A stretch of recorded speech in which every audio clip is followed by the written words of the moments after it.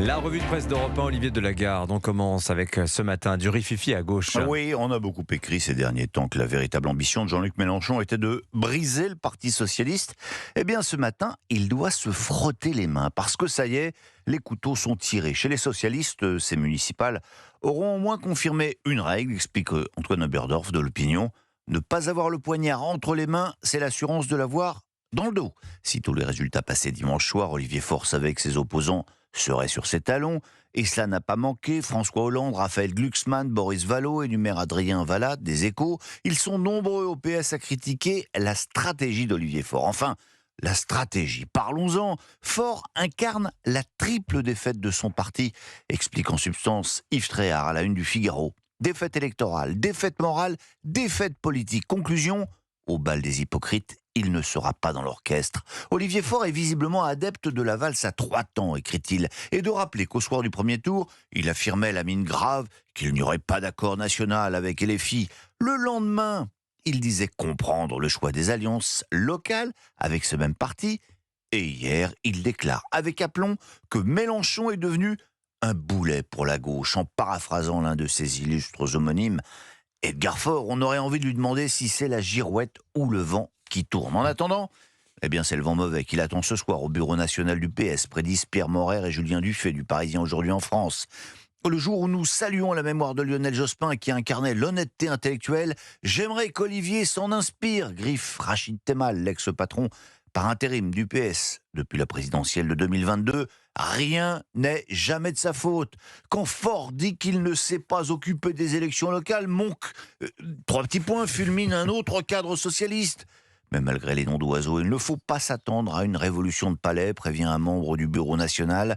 Dans nos statuts, rien ne permet de débarquer un premier secrétaire, reconnaît et semble regretter Rachid Temal. Alors à droite, cela s'agite également, Olivier. Oui, ça y est, les grandes manœuvres pour la présidentielle sont de retour, indiquent les Échos. Maintenant qu'il est réélu, Édouard Philippe entend accélérer sa campagne. Et puis, du côté des LR, on se réunira aujourd'hui pour tenter de trouver un moyen de trouver un candidat commun, de manière un tout petit peu consensuelle. Alors l'honnêteté m'oblige à dire que ce n'est pas complètement gagné. Sinon, l'actualité politique, on l'évoquait brièvement, c'est la disparition de Lionel Jospin. Vous trouverez dans tous les journaux de longs portraits racontant peu ou prou la même chose.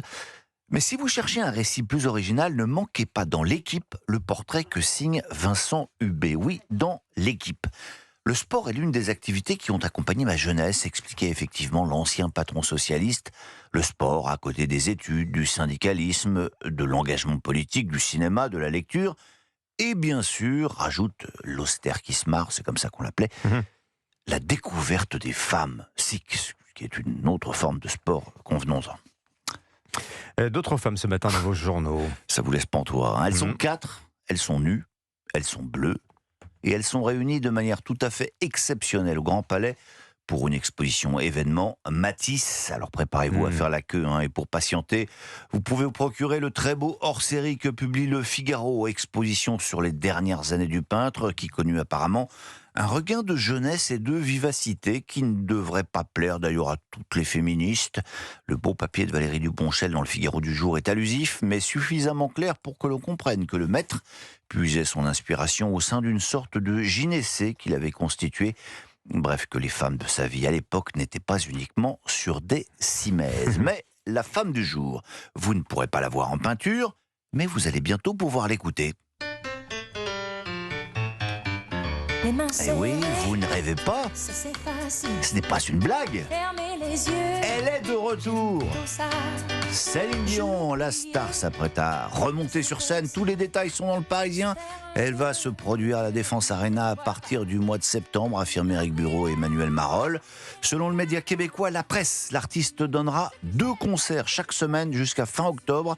Et c'est une immense nouvelle pour tous ses fans, parce qu'honnêtement, on ne pensait plus la revoir un jour sur scène. Depuis plusieurs années, rappellent mes confrères, Céline se bat contre une maladie rare, syndrome de la personne raide, un peu dont souffrait feu Lionel Jospin, mais en plus grave. Bref, elle n'était plus en mesure de se produire, mais cela va donc mieux. En tout cas, ça y est, la promotion démarre. Et l'annonce officielle de la mise en vente des billets devrait avoir lieu dans quelques jours. Preuve que Céline ne devrait plus reculer. Elle a posté hier sur ses réseaux sociaux une série de photos d'elle à Paris, avec juste une phrase: « Je ne sais pas comment te dire, Eh bien, chante-le, Céline. Mais ma prière, elle est qu'à moi. J'y mets tout ce que j'aime, ce que je sais. Oui, puis il y a tous ces messages dans les rues de Paris, écrits à la main. Ce sont les titres des chansons de Céline Dion. Alors quand vous marchez le long des trottoirs, vous voyez des grandes affiches avec des mots Par comme exemple, ça, écrits à la main. Eh bien, il y a marqué My Heart Will Go On. Bon, Il y a, bien bien c'est sûr, pas mais de levez publicité, les Je suis yeux. pas fort en Céline Dion. Levez je les reconnais. yeux dans les rues de Paris, voilà, vous voyez ça, pour que tu m'aimes encore, écrit Ah oui, le bon, ça, là, je le long savais. d'un feu tricolore. Intéressant. Bon, Mathis, c'est jusqu'au 26 juillet. Les Je gens complète disent. l'info que vous donniez. Oui, on pour a ça. un peu le temps, mais il va y avoir du monde. Hein. Ah oui, oui. Mm. Je peux vous dire que Bon, là, ben, on a appris plein de choses grâce à vous, Et des Olivier bonnes Delagarde. nouvelles. Ça, et c'est des plaisir. Mais oui, dès que vous parlez de femmes, c'est tout de suite plus lumineux. Moi, Ouais. je le note en tout cas.